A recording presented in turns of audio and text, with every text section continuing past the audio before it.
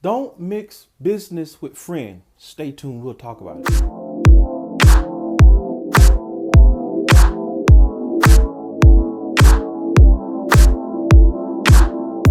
God bless you, friend. This is Pastor Nate. Thank you for joining me this morning on Morning Nuggets. It is my absolute pleasure when I can come and speak with you. You saw the title. We're talking about mixing business with pleasure. What does that mean when people say don't mix business with pleasure? Well, typically that means that we shouldn't work with the family member or date someone at work, because it can get real messy when something goes down and then a lot of that junk is brought to the workplace. So it's best not to date anyone, maybe like a best friend, or or have a family member that you're working with on your job, because it can get really ugly. And I've seen that, and that's why they say don't mix business with pleasure. By the same token, I don't think that we should even do business with family members or our best friends or a loved one, because again, as I stated, we could get messy. Here's an example.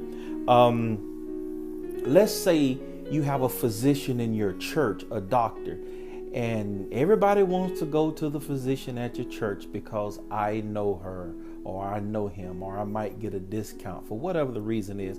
And then the main part, we want to keep the wealth in the family, don't we? We want to keep the money within the family. I do understand that. I would like to do that too. I would like to support black business, and I do as much as I can, but sometimes that's not a good idea, right?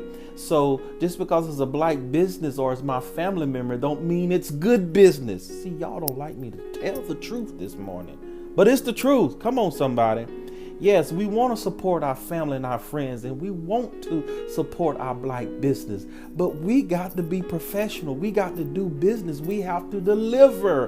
And I think that's where the problem, sometimes we have a tendency of not being as professional as we should with each other, right? And that's why it's not good to do business with friends, because we're not as professional. Sometimes we're casual.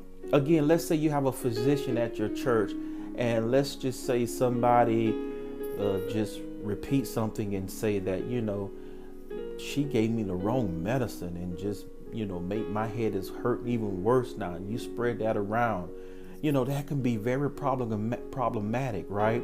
Or let's just say the physician releases some important information about your health to somebody else, and that information gets around. You see how ugly that can be? So that's why it's good to have that physician across town.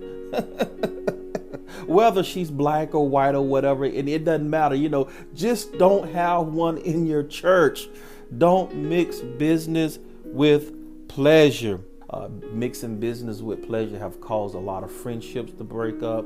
It's caused a lot of family members to break up. It was all nice and loving at first. It's just like living with your best friend, right? You get an apartment together, you and your best friend. I always encourage people not to do that.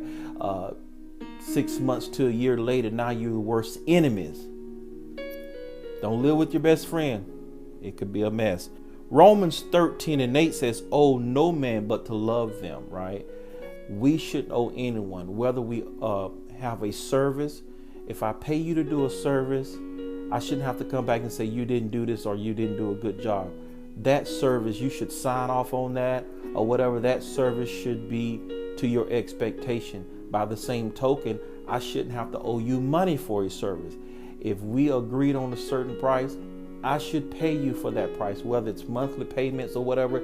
You should meet your monthly obligation or whatever the agreement is. See, that's business. I talked about contract a couple of videos ago. It could be on paper or it could be verbal, but I'd rather for you to have it on paper, right? Because a lot of people do not honor their word.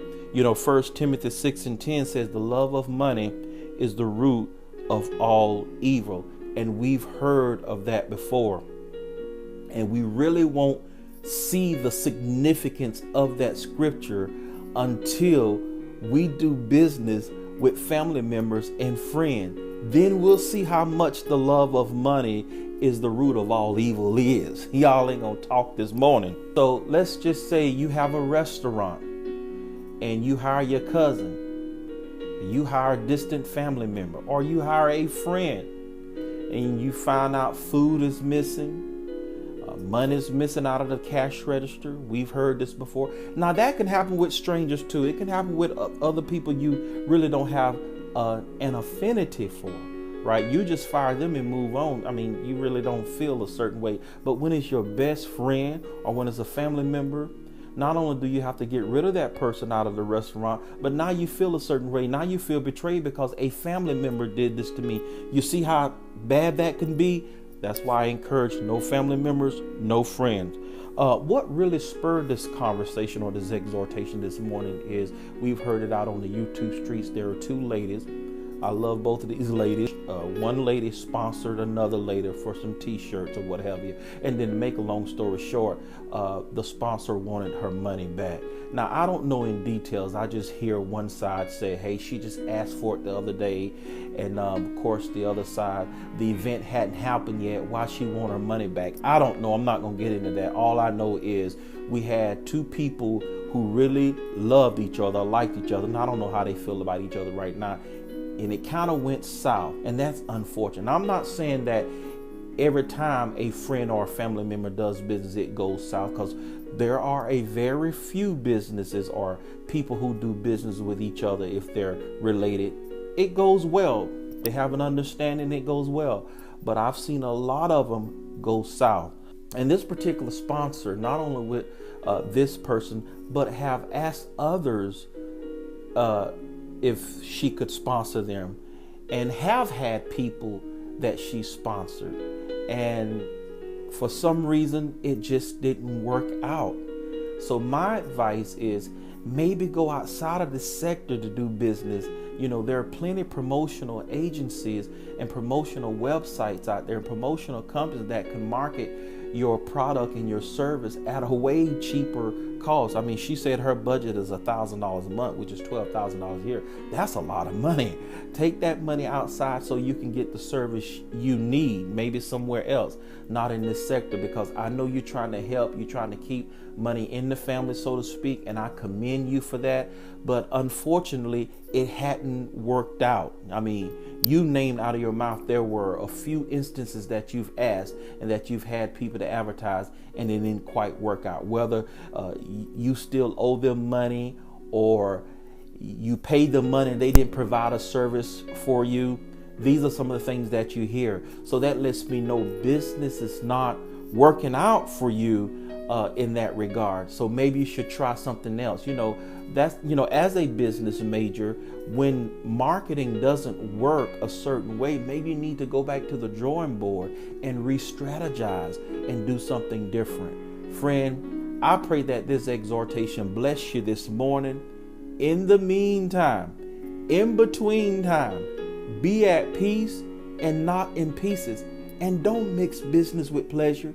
Till next time, my friend.